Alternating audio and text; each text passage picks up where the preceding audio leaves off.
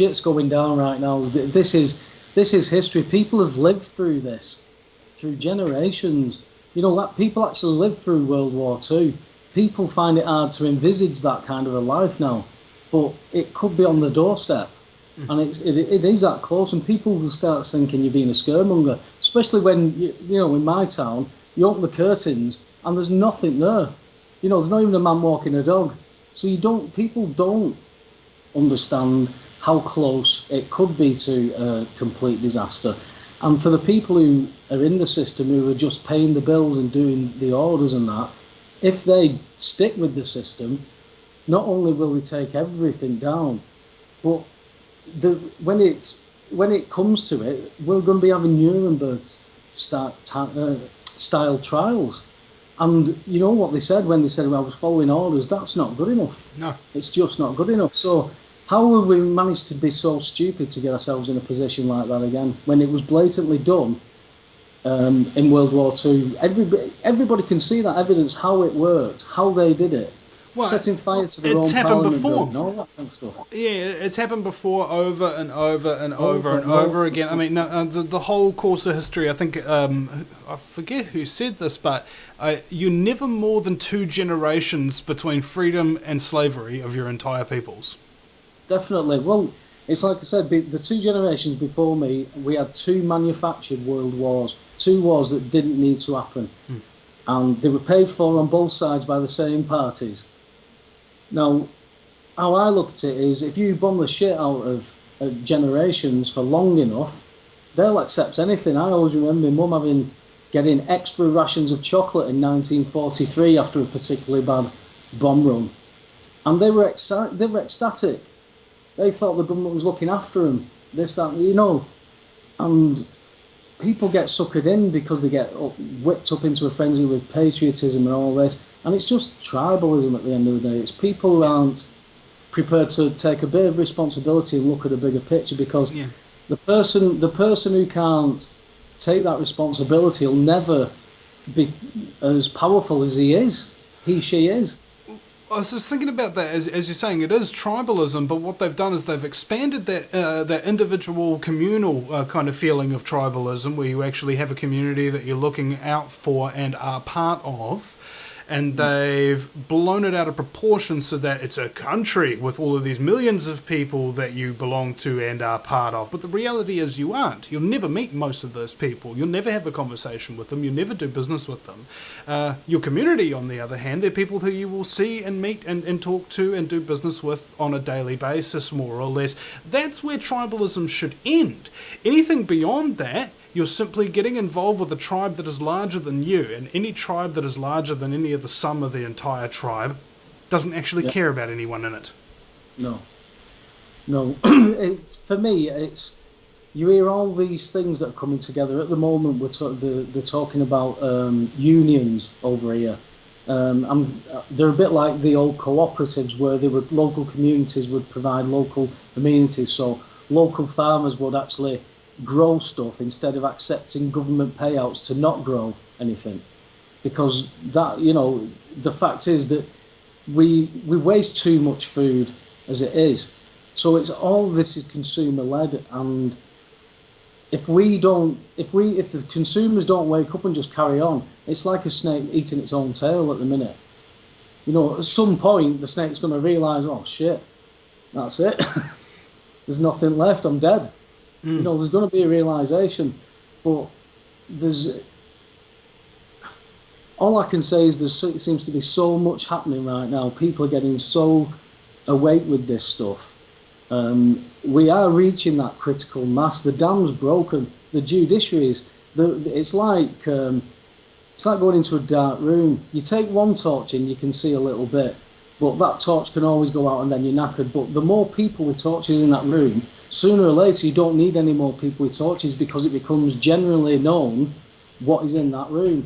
And the fact is, the torches are all lit, the room's illuminated, the cockroaches are just running like mad now, trying to take what they can and get back into the crooks and crannies without facing any kind of recourse. And you see it from the lower levels.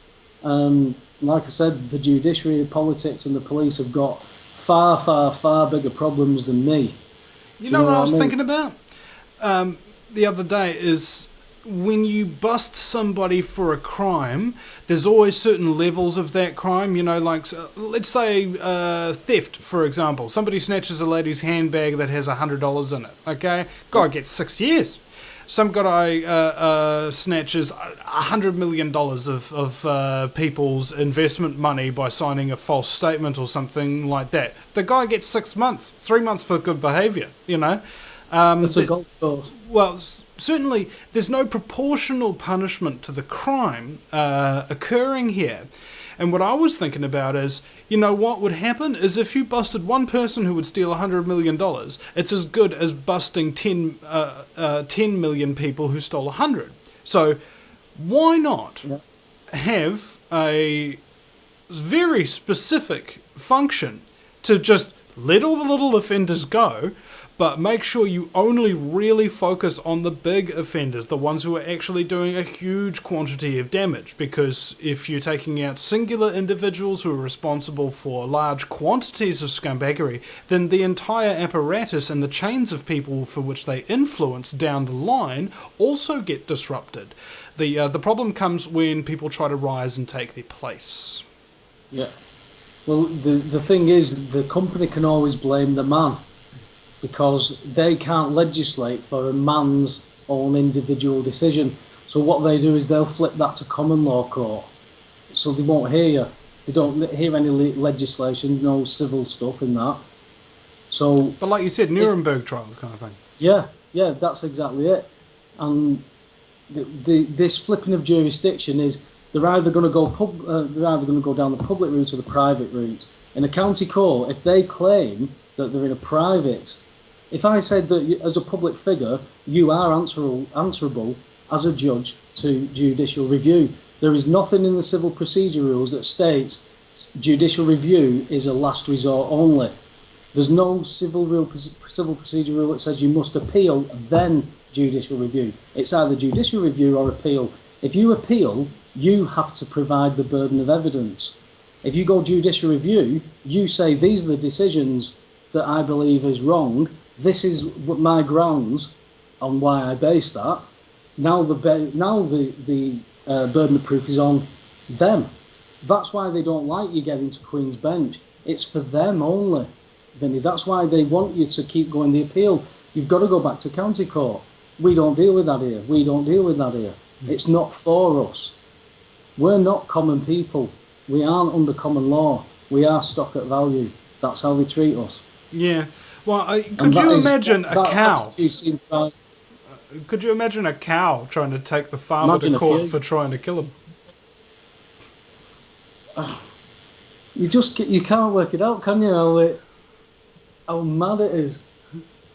Maybe we've got mad cow disease or something. In fact, I heard a joke the other day. There's these two cows standing in a field, and one cow says to the other, "Man, I'm really worried about that mad cow disease." The other cow says, "I'm not worried. I'm a helicopter." Oh, mine was a tractor, the one I saw. Do you know what though? Then, if you didn't laugh at this stuff, you know, if you can't get to a place where you can laugh at this stuff, it would literally drive you crazy. The amount of times. How many times have you seen people like that, eh? They know the same things we know, but they don't laugh at it, and they become paranoid and crazy, antisocial. It's terrible. So you know, like, in fact, you've just touched on the entire point of this radio show, bro. Really. Yeah. At the end of the day, it doesn't matter what we're discussing, what information or anything like that, whether we're discussing UFOs or reptilians or chemtrails or legal fictions or anything. Doesn't matter. Doesn't matter. The whole point of the show is to laugh while talking about them. Well, that's the point. You've got to look at this information. There is many a golden nugget found in many a massive conspiracy, actual theory type thing. If people take the mick and start saying, well, have you been looking at any UFOs lately? Yeah, I've looked at UFOs. I can't find anything definitive for or against, but it's information at the end of the day. It's a bit more knowledge that I didn't know the day before. And if it's not about putting knowledge in and experiencing something outside your normal comfort zone, because it's a difficult thing to do. Some people don't have the choice. Some people have their comfort zone shattered into pieces, and I see these people and they're broken. I've been there, Vinny. I've been sat on my arse with my face in my hands, with the dog, with the dog nosing my hands out of the way, saying, "I'm here, Dad." You know, all that kind of stuff. All that stuff goes through your mind, and you start thinking, "Am I losing my mind here?" The amount of times I've had a conversation in the bathroom mirror going, wow, are you really on to this? Yeah. Are you sure about this? You know, and you can only deal with what information's in front of you. Yeah. And, you know, if it quacks like a duck, looks like a duck, I'm not going to call it a cat just because it might make me feel a bit uncomfortable. I can't do that to myself. You know, I've never been able to. I'm the type of person, if you have an argument with someone, I want to sort it out there and then. Even if it's 4 o'clock in the morning, I'll sit up, and because I don't want to go to bed with bad blood.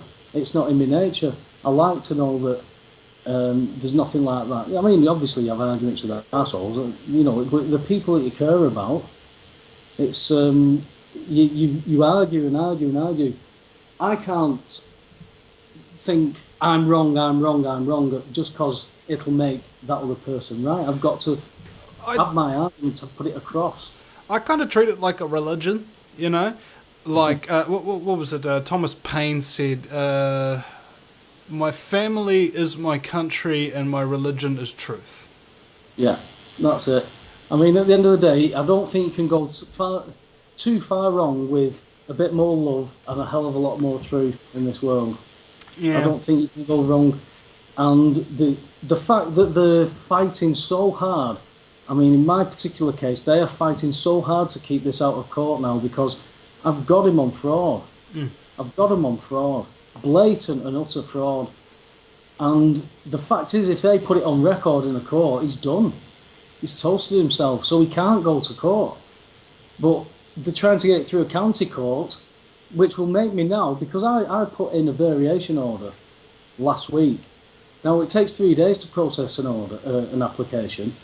I've still not heard until the solicitor who I'm involved with has sent me another copy of application for another hearing another judgment without hearing. So what I've got to do now is put a variation order, a set-aside order in. So, but they're pushing me into their system to keep paying. That's all it's about. But they know that people are switched on to them. Yeah. Like I said, I love the irony of it. You know, they give you plenty of hearings, but they never listen to you. They don't have to. That's the point. You know, the whole point of a hearing is that they don't have to listen to you. Is that right? That's how childish this is. Yeah. That is how childish this has got. I mean, like I said, I've seen a grown man reduced to the actions of a 5-year-old because I asked him, "Where do you get your authority from in this setting, in this court? If it isn't with my consent, where do you get it from?" And he shuffled some papers in front of me and said, "I'm not going to talk to you anymore." And how can you actually ever sort anything out if you're doing that? You would never sort anything out. And the fact is, they can't talk to you, Vinny, because they don't want to be the ones to let the cat out the bag. Yeah.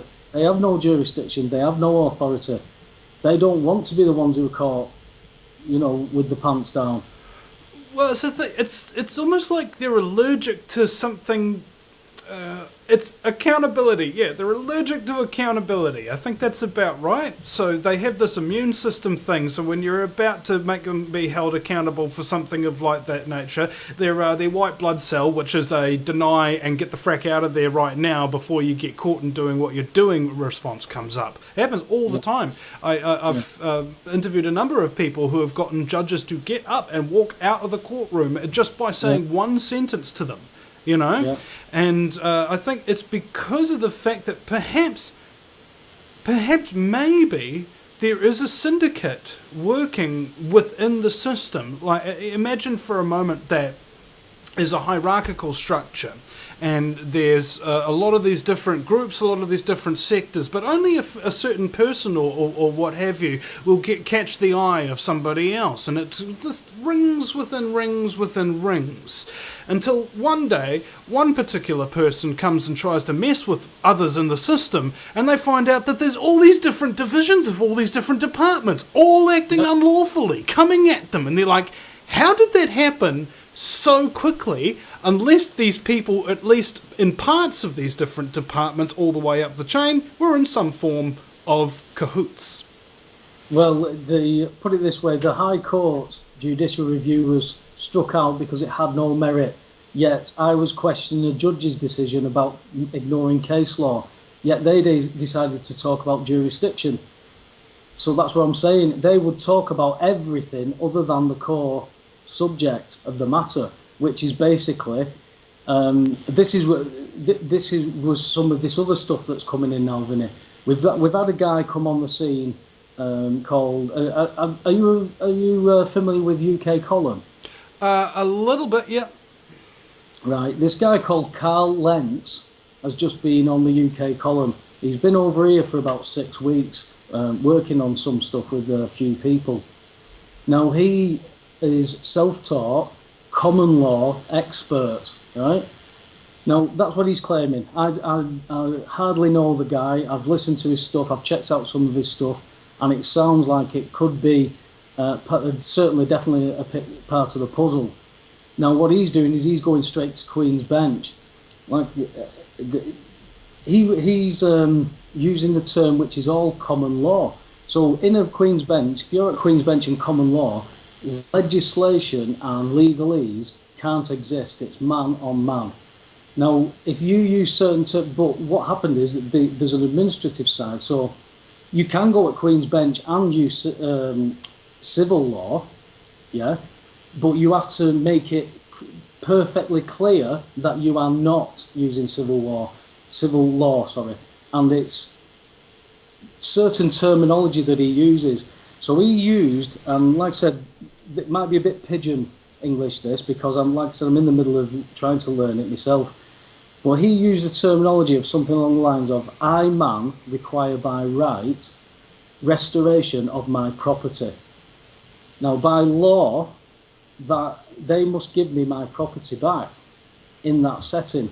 Now, what they've done is they've clouded the waters by causing this fraud and making me dance about. So I've got to almost back engineer this now, and it's getting it to that place, because I think Queen's Bench is key. We don't know how to invoke Queen's Bench because they're hiding it from us. They stick their fingers in their ears and will not talk about Queen's Bench. You have to go to county court. You have to appeal it. They do not want you at Queen's Bench, because anybody who knows how this stuff really does work is going to start getting results. And Carl apparently helped this lady, I think it was in New Mexico or some part of the US, and the 4 kids had been taken off her, and they were in different parts of the state. And he says, do you want your kids back? She says, of course I do. I've been fighting for 2 years. He says, right, say exactly what I tell you, do exactly as I tell you to do, or you're not going to see him again. So he concocted this terminology with her, and she put it in at this court as documentation before the hearing, and the barrister came running out and said, who's helped you with this? You have got them shitting themselves in there. Like I said, this is only information I'm getting from listeners off his radio show and him himself. So check him out by all means. But this woman put that paperwork in, then stood in front of the court and said, I, woman, known as whatever her name was, require by right restoration of property, because in that setting, the term man cannot be defined in civil law.